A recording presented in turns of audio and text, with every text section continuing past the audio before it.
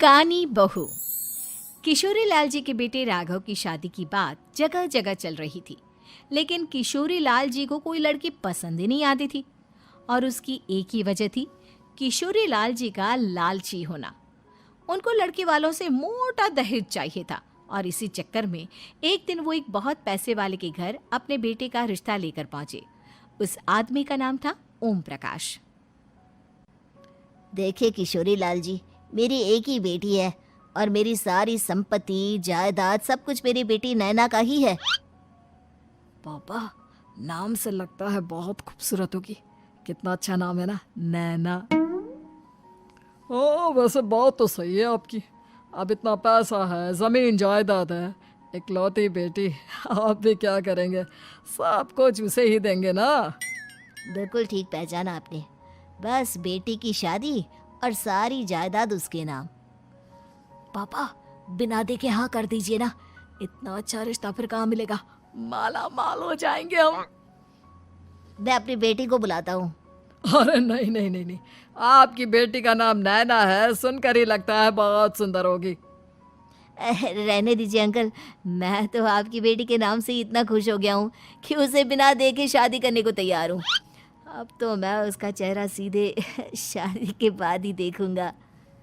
और इस तरह राघव नैना का चेहरा नहीं देखता और उससे शादी कर लेता है। शादी के बाद अपनी सुहाग रात पर जब राघव नैना का घूंघट उठाकर देखता है तो नैना की आंखें बंद थी। कितने खूबसूरत हो तुम नैना, जरा अपनी आंखें खोलकर मेरी तरफ देखो तो सही। नहीं, मुझे शर्म आती है। अरे, मैंने तुम्हें शादी से पहले भी नहीं देखा, और अब अगर तुम आंखें खोलकर मुझे देखोगे भी नहीं तो मुझे अच्छा कैसे लगेगा? इससे पहले कि नैना अपनी आंखें खोलकर राघव की तरफ देखती, अचानक से लाइट चली गई और राघव नैना को पूरी तरह से देख भी नहीं पाया। अगली सुबह नैना राघव के लिए नाश्ता बनाकर लेकर आई। अरे ये क्या, आधा पराठा सेका हुआ है और आधा बिल्कुल कच्चा। ये तुमने क्या किया नैना? बहू, तुमने क्या आधा पराठा तवे से नीचे लटका कर रखा था, जो आधा सिका है और आधा कच्चा? मुझे जितना दिखेगा उतना ही तो सीखूंगी ना पापा जी। जहाँ जहाँ मुझे नजर आ रहा था वहाँ मैंने सीख लिया, जहाँ जहाँ नहीं दिखा वहाँ कच्चा रह गया होगा। इसका क्या मतलब है? ये कैसा मजाक कर रही है तुम? अरे बहू, तुमने इतना लंबा घूंघट क्यों लगाया हुआ है? देखो, हमारे घर में बहुओं को बेटी की तरह रखा जाता है, और फिर तुम तो इतना सारा माल लेकर आई हो। देखो, ये घूंघट डालकर रखने की कोई ज़रूरत नहीं है। हाँ नैना, पापा जी ठीक कह रहा है, तुम तो आराम से रहो, अपना ही घर समझो।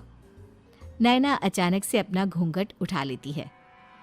अरे ये क्या पापा, नैना की तो एक आंख फूटी हुई है। नाम से नैना, लेकिन ये तो कानी बहू निकली। मेरे साथ धोखा हुआ है, धोखा।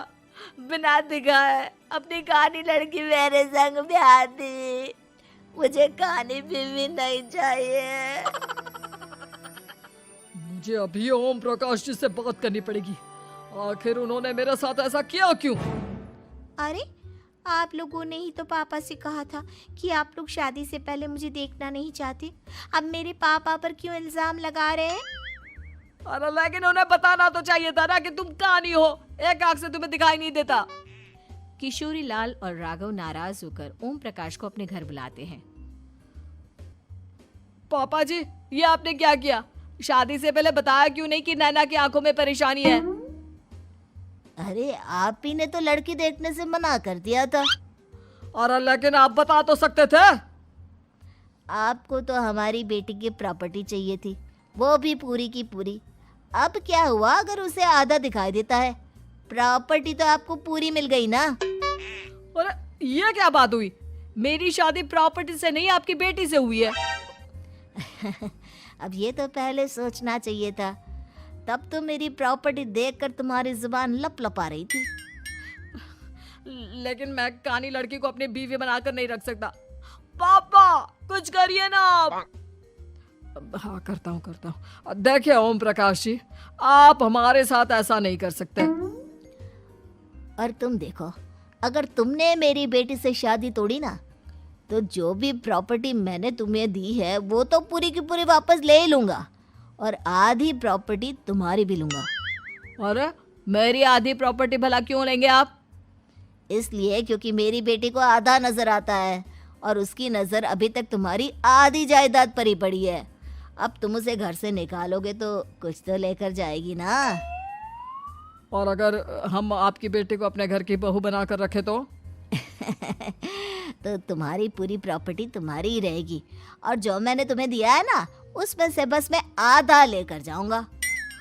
अरे लेकिन अब आप अपनी दी हुई प्रॉपर्टी में से आधी वापस क्यों लेकर जाएंगे? अगर मैं आपकी बेटी को अपनी पत्नी बनाकर रखने को तैयार हूं तो? इसलिए ताकि भविष्य में अगर तुम मेरी बेटी को धोखा दो तो उसके पास कुछ तो रहे जो पति का हो।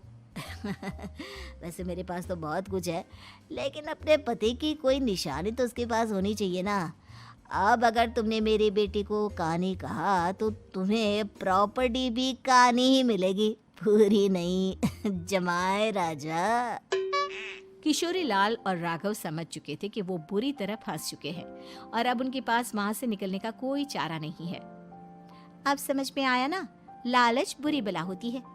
एक तो तुम्हें प्रॉपर्टी मिली, ऊपर से बीवी मिली, उसमें तुम्हें नखरे भी दिखाने हैं।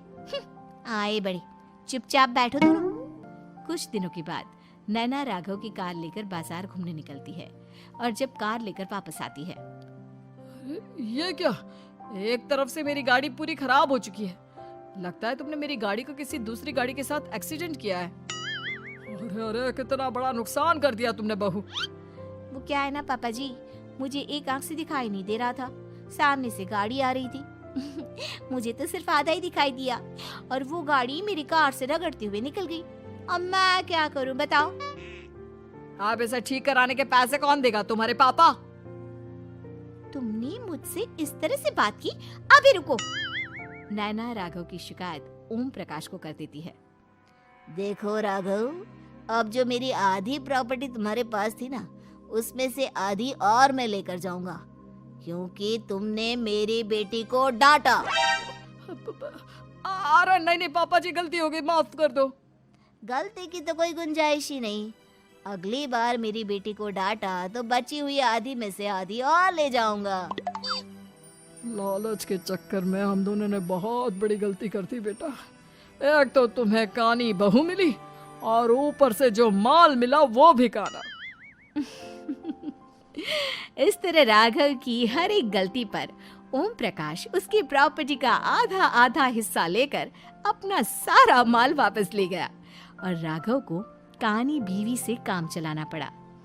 भाई लालच वाकई में बुरी बला है।